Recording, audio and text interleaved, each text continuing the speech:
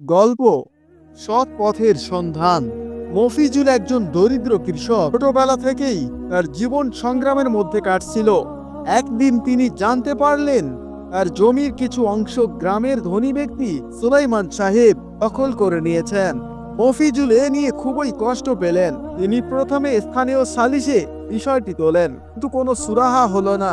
হতাশ হয়ে তিনি আল্লাহর সাহায্যের জন্য গভীরভাবে প্রার্থনা করতে শুরু করলেন। এক রাতে স্বপ্নে তিনি শুনলেন, সৎ পথে থেকে ধৈর্য ধরো, আমি তোমার জন্য সুবিচার আনবো। মফিজুল আল্লাহর উপর ভরসা রেখে ধৈর্য ধরলেন। তিনি স্থানীয় মসজিদের ইমামের পরামর্শে ইসলামের বিচার ব্যবস্থার দিকে ঝুঁকলেন।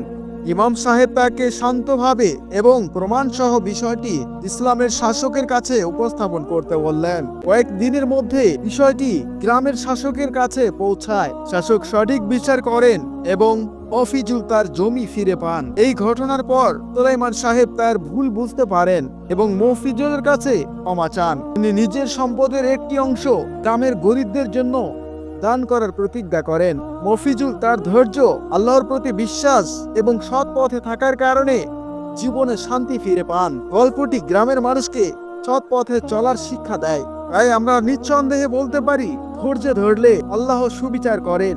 সৎ পথে চলা সবসময় কল্যাণ বয়ে আনে। অন্যায় করলে তা স্বীকার করে ক্ষমা চাওয়া উত্তম।